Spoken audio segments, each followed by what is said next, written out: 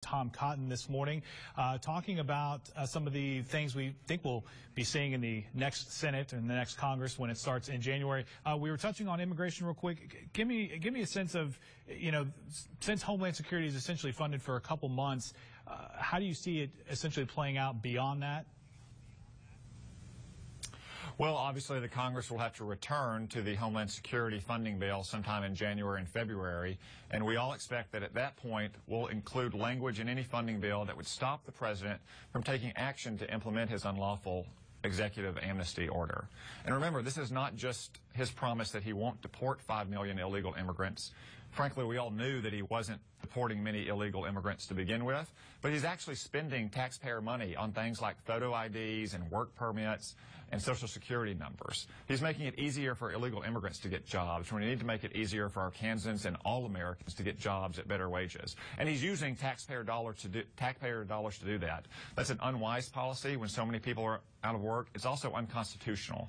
And we have to stand up and defend the separation of powers, which has kept our country free and helped promote good government for over 200 years. Now that you're out of the House or transitioning out of the House to the Senate, do you see the House passing not comprehensive immigration reform? It looks like that doesn't seem to be a possibility, but something very narrowly tailored, that you could have this idea that we talked about last year where, what was passed in the Senate and maybe something is passed in the House could be conferenced and put together, and then something narrow goes to the president's desk. Do you see that as a path forward, or do you see any legislation at all on the immigration front? I do hope that we pass immigration reform legislation, but it has to be addressed to the problems that we have in our immigration system, which is a porous southern border and a lack of enforcement of our current laws. I'm hopeful that we'll pass in short order a bill that would help construct a fence on our southern border and also help promote more enforcement inside the country, since a third of all illegal immigrants come here and overstay visas, and a lot of them get work with false documents. I also want to focus on the legal immigration system, so we can have more people coming to America who are playing by the rules and doing the right thing. People like the interpreters I knew in Afghanistan who are playing by the rules, who have literally bled for America, yet can't get here because our immigration agencies are too focused on illegal immigration and making it easier for people who are jumping the line to get work permits or Social Security numbers. We should be encouraging immigration from the people that are showing the character to play by our rules and wait in line and do the right thing.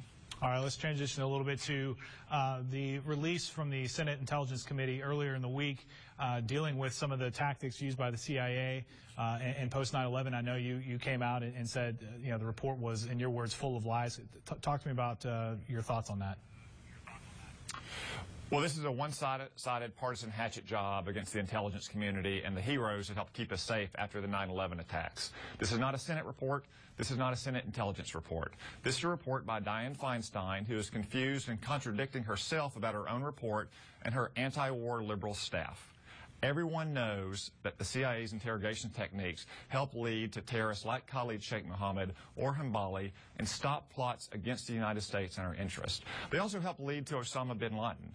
But it's not just a matter of the report being flawed. It's also a matter of the CIA.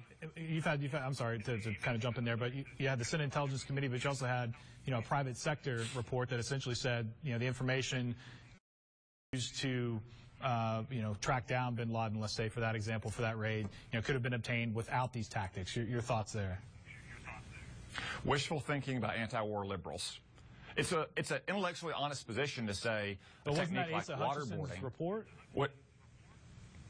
It's an intellectually honest position to say that waterboarding should never be used, even if it saves American lives. But multiple directors and deputy directors of the CIA, to include frontline officers in addition, have also said that these techniques were critical in stopping attacks and leading to Osama bin Laden. And the Senate Intelligence Committee Democrats never even interviewed those people because they didn't want to hear contradictory evidence. Again, it's intellectually honest to say the country should never use these enhanced interrogation techniques, even if it saves American lives. But it's simply wishful thinking to say that they weren't effective and they didn't lead to actionable intelligence that saved American lives. But we will point out that there were, essentially two reports, the Senate Intelligence Committee and another one done through, kind of the private sector, which Governor-elect Asa Hutchinson was a part of, that essentially made the same conclusions. So would you also disagree with that report? Well, a private sector report is never going to have the kind of access that people inside the government with top secret clearances have.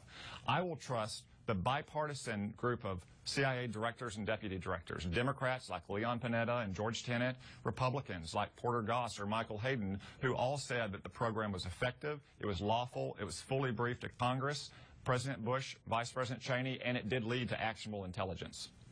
Now that it's been ended, the enhanced interrogation tactics, would you support it ever coming back? Well, the reason we don't have a detention and interrogation program right now is because Barack Obama simply kills terrorists with drones, which sometimes is the appropriate tactic based on terrain or defenses, but it's always better to capture a terrorist so you can interrogate him. And we shouldn't relish it. We shouldn't celebrate having to use these harsh interrogation tactics, but they're not torture. And if they save an American life, then an American president should use them to protect America and keep our citizens safe. All right, Congressman, while we got the last 30 seconds here or so, leading into the Christmas break, I assume you're probably ready to come home and spend a little time with family and to get sworn in. Are you looking forward to January?